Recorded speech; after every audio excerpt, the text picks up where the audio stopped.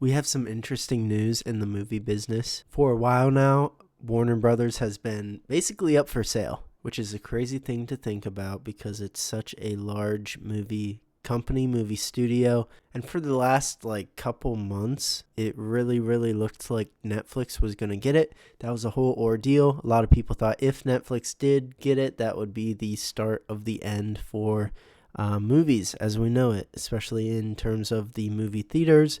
I think that all is going to happen regardless, but maybe now it won't be such a quick end. They are holding out a little more.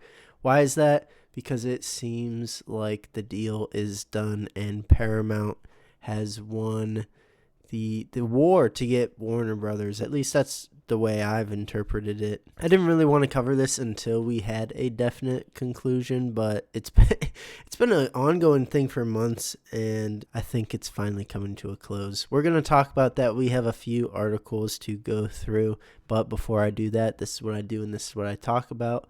I enjoy talking about movies, both new and old, sometimes shows as well. Right now I'm doing a series about revisiting the Hunger Games. I've also been talking quite a bit about A Night of the Seven Kingdoms series that just ended on HBO. So if any of that sounds interesting to you, please go check out my channel. Any sort of support, whether it be a like, subscription, anything like that, it all helps out immensely. So thank you.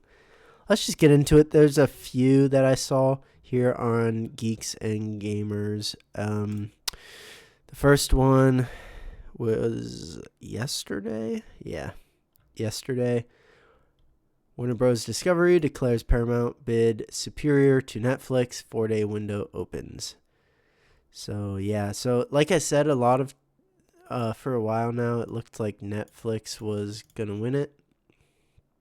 But now, I think Paramount got desperate and gave them an offer that Warner Bros. Couldn't deny. Let's see what they have to say.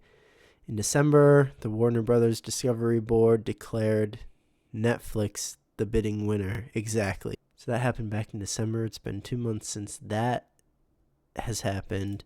Accepting the company's offer to buy Warner Brothers and recommending that the shareholders vote to do so as well. But Paramount was fighting back. Still, it seemed like Netflix acquisition of Warner Brothers was all but a done deal. Exactly. However, the cracks began to show as time went on, with Netflix CEO Ted Sarandos emphasizing his dedication to maintaining the 45-day theatrical window for Warner Brothers movies. So that was a big concern, was if Netflix gets it, what happens to movie theaters? What happens to movies getting pushed into movie theaters? Because as we all know, any Netflix movies, they just go straight to their streaming service. They hardly ever go to theaters, and if they do, it's always a small portion of theaters, a portion of select theaters. We got that in the case of Frankenstein last year. K-pop Demon Hunter, after the huge blow-up success that it was, they took a weekend to bring it to some movie theaters, but that's the minority of their projects. So that was a big concern. But today, The Hollywood Reporter revealed that Warner Bros. Discovery Board has changed its tune, calling the new Paramount offer superior to Netflix's, giving Netflix a 4-day window to sweeten its deal before Paramount walks away with one of Hollywood's crown jewels. Specifically, the board declared Paramount's new bid a company superior proposal. Imagine being on a board for this, man. I wonder how much money I would make. The superior Paramount offer was for $31 per share, less than Netflix's, but included benefits like a ticking fee that would pay shareholder, of course, that would pay shareholders an extra 25 cents per share per quarter beginning September.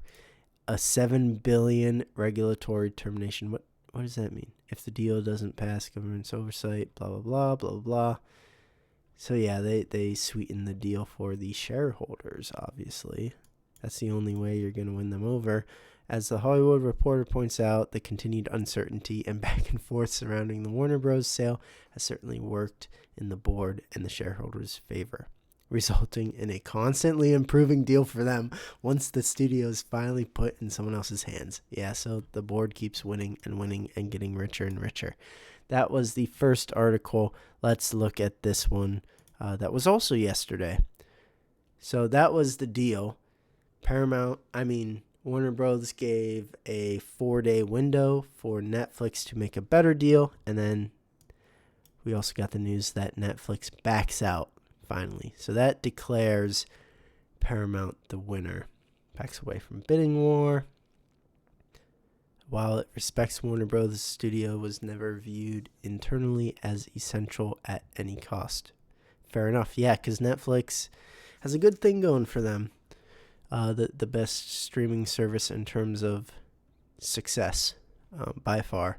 Paramount Skydance now holds the advantage. $31 per share. Yep. Wall Street reacts. Investors appeared to approve of Netflix's restraint. Shares in the streaming giant reportedly jumped more than 10% in after-hours trading. Bunch of Wall Street talk, which I'm not very well versed in. That's my brother. The remaining questions are less about who wins and more about whether regulators will ultimately allow the deal to cross the finish line. Fair enough, but for the most part, it looks like a done deal. Apart from some regulation crap. This is what we want to get into. So what happens once the deal is done? There we go. Okay. What happens once the deal is done? What will Paramount get from this sale? Here are all the Warner Bros. Properties that Paramount just bought. Now that Netflix has surrendered, Paramount Skydance has effectively won the battle for Warner Brothers. That's crazy that Warner Brothers had to sell. Because, yeah, they do have crazy IP, crazy series and properties and characters and universes. But I guess they just are terrible at managing their golden properties that they have. I don't understand it. Let's dive into it. So, DC Comics, obviously. So, Superman, Batman, Wonder Woman, Flash, Harry Potter. That's a huge one. Especially with this new Harry Potter show coming out. There's some concerns about this new show, but that's another video for another time. Game of Thrones, that's huge now that they keep doing more and more prequels, and with the success of A Knight of the Seven Kingdoms following Dunk and Egg. Emilia Clarke as Daenerys Targaryen. Dracarys. That was shit. I'm sorry. House of the Dragon. Yep. A Knight of the Seven Kingdoms. Yep. Lord of the Rings. I forgot about this. It doesn't matter. Lord of the Rings is perfect the way it is. Anything they try and make out of this is just not as good as the Lord of the Rings trilogy. We saw that with The Hobbit. We saw that with this stupid show that they came out with that they dropped the ball with. The Matrix. I was never big into The Matrix. Monsterverse. I am sick of these movies. They're not that good. I saw the one. It was, Kong versus Godzilla with Millie Bobby Brown. And then they had like a robotic Godzilla as well. I was like, what am I watching? I'm not a huge fan of these movies. Looney Tunes, that's a pretty big one. Do they really do anything with it? Like, do they still have a Looney Tunes cartoon out right now? I'm not sure. The classic Looney Tunes characters and Hannah. Oh, Scooby-Doo? Oh, yeah, that's right. So Scooby-Doo as well. That's a big franchise. Low priorities, fair enough, if they register at all. Cartoon Network, Adult Swim, interesting. Will now control some adult comedy gems. Rick and Morty. Cool. Warner Brothers games. Warner Bros. Classics. Casablanca. I never watched that. So, for over a century. Cool. Let me go back up to some of these bigger ones that are like, so Lord of the Rings, Warner Bros., just New Line Cinema, soon own the rights to Lord of the Rings. I know they're coming out with Hunt for Gollum, which I think is a stupid idea, especially if they're splitting it up into a trilogy. That makes no sense to me. Yeah, the Hunt for Gollum begin filming in May, so that's a done deal. The status of the other spinoff will almost certainly depend on how much money the Hunt for Gollum makes. It's hard to see a definitive path forward for this IP, but Paramount will surely want to wring every penny it can out of Middle Earth. Yeah. Nothing can beat the OG trilogy for that, though. We already talked about that. Harry Potter. What do they have to say about Harry Potter? So, coming to Paramount, which will have the movie series and Fantastic Beasts, for what it's yeah, exactly, for what that's worth, in its library, as well as upcoming HBO TV series. Yeah, the first season of Harry Potter show. Okay, cool. This is good news. With season 2 entering production not long after, HBO doesn't want a Stranger Things situation with its young cast. That's a good idea. They always used to do that for shows. It was like one after the next after the next.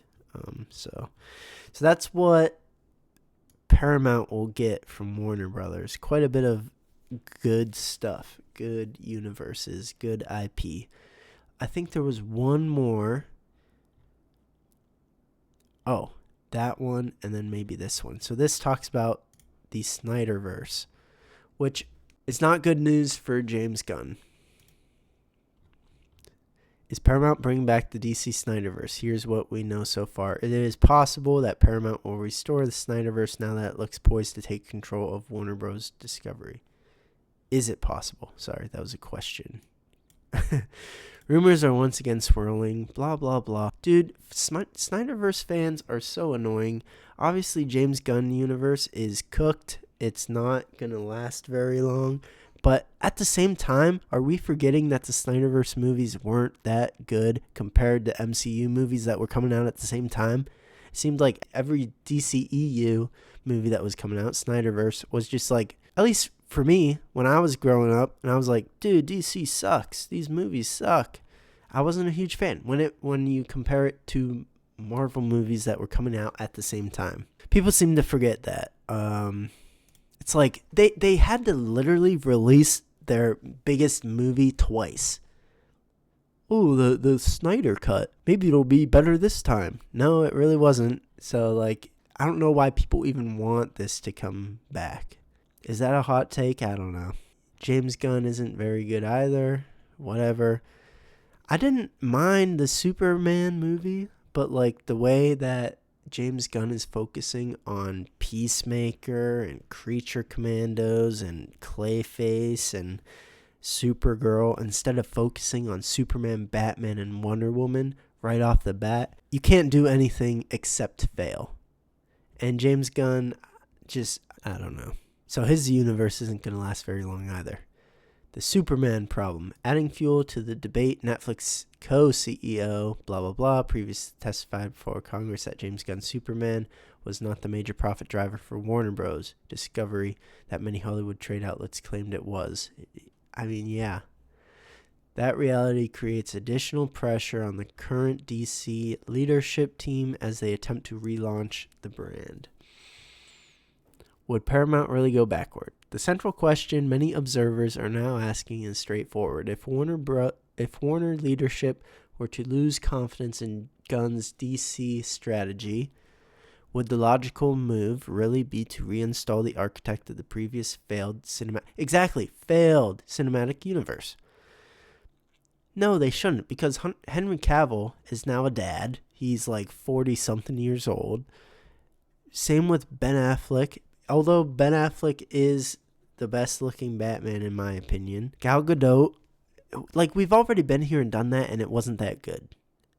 I mean, it was okay. It was mid, at best. Especially when you compare it to the MCU movies that were coming out at the same time. This just missed the mark. Rumors versus reality for now. As of today, there is no confirmed plan for Paramount to revive the Snyderverse, no verified reporting that Gunn and Safran are being removed, and Clear Bloomberg reporting suggesting Paramount prefers continuity. Fair enough. Hello, Snyder. But for now, the idea that Paramount is preparing a Snyder resurrection appears to rest more on online speculation. Yeah, because the stupid Snyderverse fans, man. It wasn't that good. All right. One last thing. What's this last one? Paramount pays Netflix $2.8 billion breakup fee. This is the last little bit that we can look at. Look at this. We're covering everything all at once. This is a lot better than me covering it over the stretch of the last 5 months and nothing really happening. Why is this not loading? What are we doing? What the hell? Oh, here it is. What the hell? Why is it doing that? Okay, it's way down here apparently. Paramount pays Netflix $2.8 billion breakup fee. That's a crazy amount of money, man. Money's not real, dude. Okay, Warner Brothers acquisition announcement expected soon. Netflix confirmed today that it has received the full $2.8 billion breakup fee for its WBD acquisition deal from Paramount. Oh, get out of here, dude. What's happening? What are we doing? Oh, God. Okay, so this doesn't help. Geeks and gamers, please fix your website. The transaction. So Netflix still gets a shit ton of money out of this. That's crazy. Why the breakup fee matters. The $2.8 billion payment is more than just a financial footnote. It's widely viewed as the final contractual hurdle that needed to be cleared before Paramount Skydance can move forward. Jeez, man.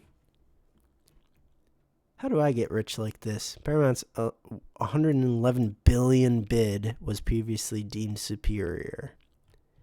$111 billion? Netflix walks away flush with cash. Yeah, just for wanting to buy something, you get paid for wanting to buy it. That's a pretty good deal, in my opinion. Paramount's moment of truth approaches, blah, blah, blah. So I guess it's not final, but it's pretty final. That is the news of what's going on with Warner Brothers. I don't know how Warner Brothers fumbled so hard with the crazy IP that they have, the awesome characters and stories that they have, but they did. They went up for sale, and now it looks like Paramount is the winner for the bidding war of Warner Brothers. Sorry, Netflix, but Netflix still walks away with $2.8 billion, which is kind of crazy. And Paramount's or Warner Brothers shareholders get their pockets full as well, regardless. Sweet. Okay, so I guess movie theaters live to see another day, at least for a little while, until Netflix inevitably takes over the world. But until then, we still get some theatrical releases in the short term, until Paramount starts failing. Sorry, that seems a bit doom and gloom. It's whatever. So that's interesting. That was the news on the whole Warner Brothers situation.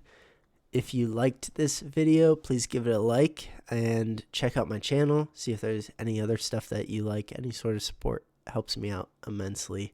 But other than that, I think that's all I really wanted to talk about, wanted to go through. So yeah, if you watched this far into the video, thank you. It really does mean a lot. Anyways, that's it. I won't take up any more of your time. Thank you for watching, and I'll see you guys in the next one. Bye.